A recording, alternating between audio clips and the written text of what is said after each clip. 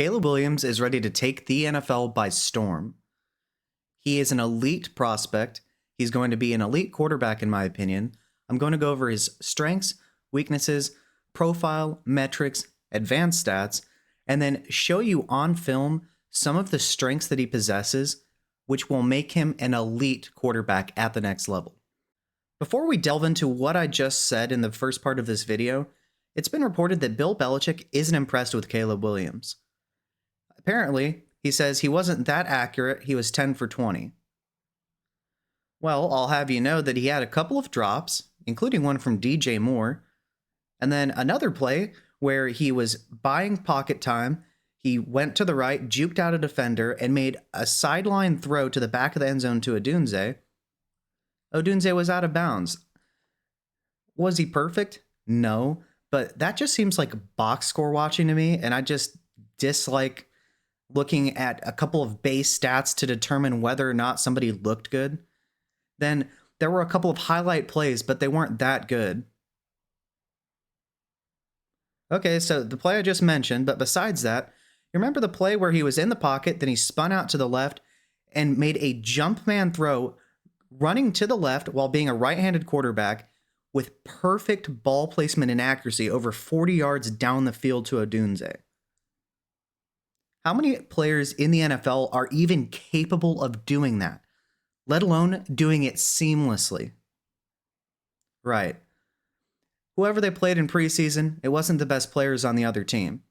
That's a valid criticism. Sure, I'll give you that. It wasn't the best. It just seems like he has a particular dislike, and it seems like a lot of people in general just dislike Caleb Williams. I don't know if it's because they think he's a narcissist, if they dislike that he paints his nails, that he cries because he cares about winning so much. I don't know what it is, but I've just noticed a lot of people want this guy to fail. I can't even remember the last time I've heard this many people just want somebody to fail so badly as a rookie. Let's get into it. When we look at Caleb Williams' profile, he's 6'1", so he is a little bit on the shorter side, but it's not like Bryce Young level of short to where we should really be concerned. Sometimes he has an issue seeing the short to intermediate level of the middle of the field. Although players like Aaron Rodgers have had successful careers without using that part of the field a lot of the time. So that's one thing to note, sure. He's 214 pounds, so he's definitely a thick enough build. He's kind of like a Kyler Murray in a way, in that way. So he's definitely not a tiny guy. He has 60th percentile hand size. That's very, very good for getting a hold of the ball in the cold Chicago weather. And he's 22 years and 8 months old, but he is an early declare. You might think based on almost being 23 that he was a senior, but he's not. When we look at his metrics, these are high school confirmed. He had a 4.56 40-yard dash in high school. That in and of itself is 94th percentile. He is probably a little bit faster than that now, but maybe not, too much faster, but still, that's very, very fast for a quarterback. And you see that his speed score would have been 99th percentile. This guy is a gifted athlete. When we look at his collegiate stats, as a freshman, he only played in 11 games. One thing to note is he went to Oklahoma. They already had projected #1 overall pick Spencer Rattler at the time. He came in, took his job, and didn't relinquish it. That's how impressive his freshman season was. When we look at his yards per attempt in his freshman season, 9.1 is very, very good. 21 touchdowns to only 4 interceptions, along with 438 rushing yards. That is very impressive. Then he stepped it up to a Heisman level in his sophomore season. He had 45-37 passing yards while still having 9.1 yards per attempt. He increased his completion percentage from 64.5% to 66.6%, along with 42 passing touchdowns to only 5 interceptions. Then he added 382 rushing yards. Now, in his junior season, he had a little bit of a step back in the sense of his counting stats. Although he went from having Jordan Addison, who was a first-round wide receiver on his team, to having the likes of Brendan Rice, Taj Washington as his best players. Zachariah Branch is good too, but regardless, that is a big downgrade in talent. And he still had 30 touchdowns to 5 interceptions in his junior year. The most amount of interceptions he's thrown in a single season is 5. This guy is an otherworldly talent. All right, let's get into a couple of advanced stats here.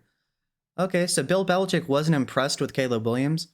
Well, according to Warren Sharp, he is the most efficient quarterback of the preseason.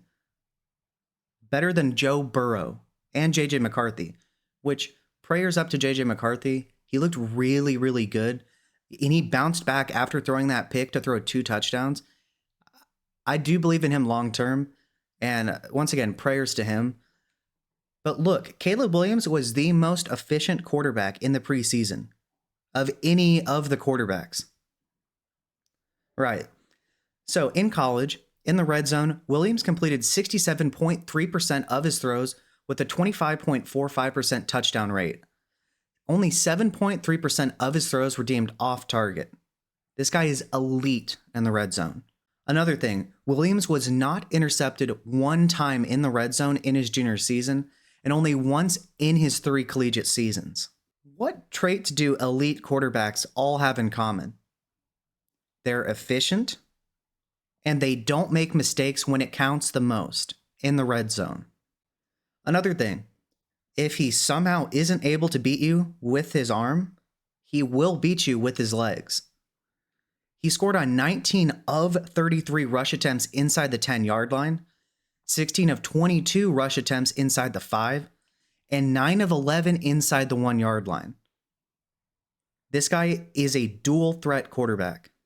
Finally, out of all Power 5 QBs that met the 300-plus dropbacks from 2021 to 2023, he ranked 5th in PFF passing grade, 3rd in passer rating, he ranked 23rd in adjusted completion rate, and he ranked 7th in yards per attempt. Out of all quarterbacks. Now, let's get to the offensive coordinator that he's going to have in Chicago. Chicago hired Shane Waldron in January. Well, he spent 4 seasons under Sean McVay, so he's a McVay disciple. He's also been a passing game coordinator and also an offensive coordinator in his career.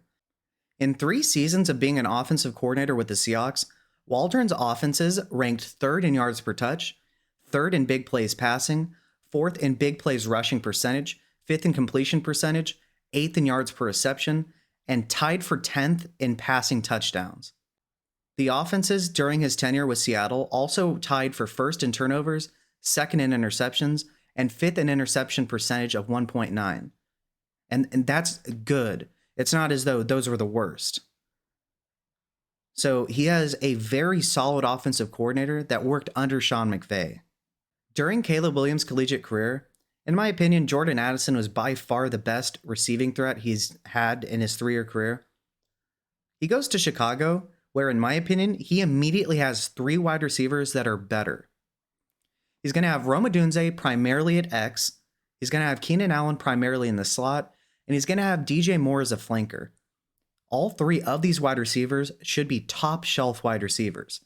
And on most teams would easily be the wide receiver 1. Then he also has Cole Kmet, as well as Gerald Everett. So when they run 12 personnel, he still has 2 good tight ends. Then they also have DeAndre Swift, who they signed to a 3-year deal that'll probably end up playing out as 2. So this guy was a Heisman-level quarterback. Remember, 42 touchdowns to only 5 picks, while only having Jordan Addison in college. By the way, his offensive lines were always terrible, and his defenses were terrible, so people criticize him for playing hero ball. Well, if he didn't do that, guess what? They were going to lose by 30, and then it's, oh, this guy can't even stick with the other teams. He's losing every game. So it was a lose-lose proposition for him. He cannot help that the defense gives up 40 points. What do you want him to do about that?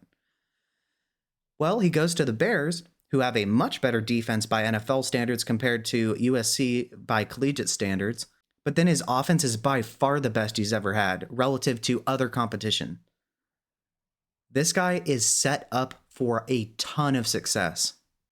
The first trait we're going to talk about with Caleb Williams is his ability to throw accurately under pressure. All right, so here he has an unblocked defender that could theoretically smash him.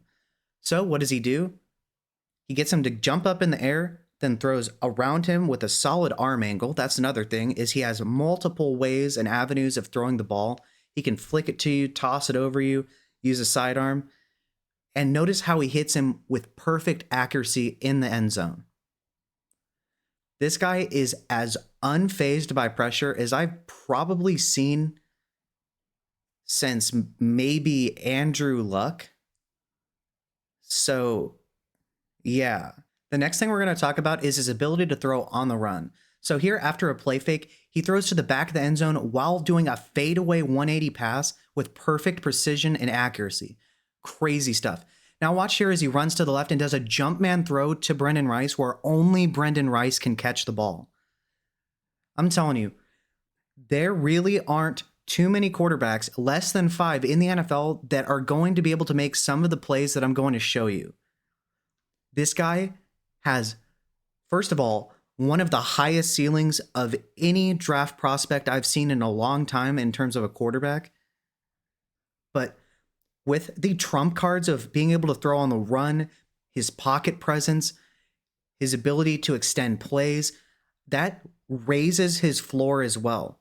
People are absolutely sleeping on this guy if they think that, oh, he's a bust. Please get out of here. The next thing we're going to talk about is his ability to buy time, to extend plays. So you'll notice that he spins out from right to left from an unblocked defender on the edge before backpedaling to buy more time while keeping his eyes downfield with the defender coming straight at him to throw a ball to the back of the end zone with perfect accuracy. I really can't understate how impressive this is for a collegiate prospect. There seriously are not that many quarterbacks in the NFL that can do this, let alone players that have been doing this their entire collegiate careers. The next thing is his deep ball. So here against UCLA, he steps up in the pocket and on one leg, mind you, he chucks the ball deep while on the run about 65 yards down the field because he's in the middle of the field throwing to the left hash, and the hashes are wider in the collegiate world. He's throwing to Brendan Rice here. Once again, arguably his best receiver, maybe Zachariah Branch. He's, while on the run, on one leg, throws it with perfect touch, 65 yards down the field. I'm telling you, there aren't very many quarterbacks that, first of all, even have the arm strength, but second of all, that can do that on the run while on one leg. I've said it once and I'll say it again. I think, in my opinion, this guy is the best thrower of the football while on the run already at the NFL level. He isn't the best quarterback, but show me quarterbacks that do this on the regular. His highlight film is littered with plays just like this. Once again, checking out his arm strength. So the ball is bobbled here. He takes a couple steps back and with no momentum going in his way in any way, shape, or form, throws a 50-plus yard pass with perfect accuracy to the wide receiver that beat the defense. I'm telling you, look at that arm strength. And the previous one, which was 65 yards, just about give or take, he had momentum going on his side, even though it was while on the run on one leg. Here, he didn't have any momentum and still found a way to get the ball down there. I'm telling you, I really cannot understate his elite arm talent. Here against Nevada, he's in the shotgun. This is a wonderful show of his pocket awareness, extension ability, and ability to throw on the run. So notice how he is able to know where all the defenders are, buy time in the pocket, roll outside the pocket, and then throw with perfect accuracy on the run here. I mean, he even jukes out a defender while keeping his eyes downfield. I'm telling you, there really aren't, does this not remind you of Aaron Rodgers and Patrick Mahomes? Aaron Rodgers in the sense of the pocket presence and the ability to know where the defenders are coming from while not even looking at them. And then Patrick Mahomes in his ability to buy time and throw with precision while on the run. The only difference, he is a much better athlete than either of them. This guy is a serious threat on the ground. He's going to be lethal in the red zone on read options, keepers, scrambles. We've already seen when he bought, 10 seconds worth of time while scrambling around that nothing was open. So what did he do? He just used his lead blocker to get into the end zone.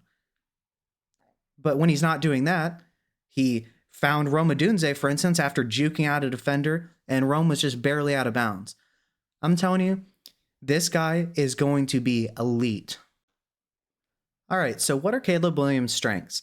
Well, he is a top-tier athlete for a quarterback.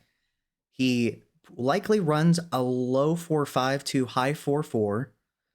He can scramble. He is deadly in the red zone. Remember that his conversion rates inside the 20, 10, and 5 were absolutely elite. He generally, one other good thing that almost any elite quarterback possesses is he is very efficient. Remember that he was the most efficient quarterback in the preseason, even better than Burrow. His arm strength. You saw that while on the run on one leg, he threw the ball 65 plus yards down the field with perfect accuracy and touch to Brendan Rice. Then on another play, he did drop the snap. Then he fell back and had to go back about 2 or 3 steps. And while no momentum was in his favor, chucked the ball 50 plus down the field straight to the receiver for a touchdown. Then his pocket presence. It is like that of Aaron Rodgers. You saw on film that he knew exactly where every defender was, whether or not he was looking at them. Then, just like Mahomes, he has the ability to extend the play. And just like Mahomes, he has elite touch and accuracy while on the run. Now, what are his weaknesses? Well, he does like to play hero ball. I will counteract that argument with the fact that his defense was giving up 40 plus a game. So if he doesn't play hero ball, they lose by 20 plus, and then it's this guy sucks and he can't even keep him in games. But then who is he working with? I mean, you could argue Zachariah Branch, Brendan Rice, not the best talent. Jordan Addison was by far the best player he ever played with. Now, one valid criticism is he doesn't go through his progressions quite as quickly as he's going to need to at the NFL level. That is going to get him in trouble if he doesn't speed through that a little bit more in general. That is a valid criticism. He's going to need to do that. I will argue, though, that the trump cards of his pocket presence, his ability to extend plays, and his touch and throw accuracy while on the run will be able to mask that deficiency, but it is absolutely a deficiency. And then one final criticism that is valid is he doesn't take the easy stuff. He wants to go big game hunting, and he wants to make the big play at all times. That is an issue. He is going to need to work on that. But the thing is, he's fully capable of doing the easy stuff too. So it's not as if he can't, he just needs to do it. Now, he is going to need to work on that. You can't in the NFL, if you have a check down that's wide open, you have to take it, right? Or if you can scramble for the first down, you just need to do it. So that is a valid criticism. I just argued that all of these strengths are easily good enough to mask these deficiencies.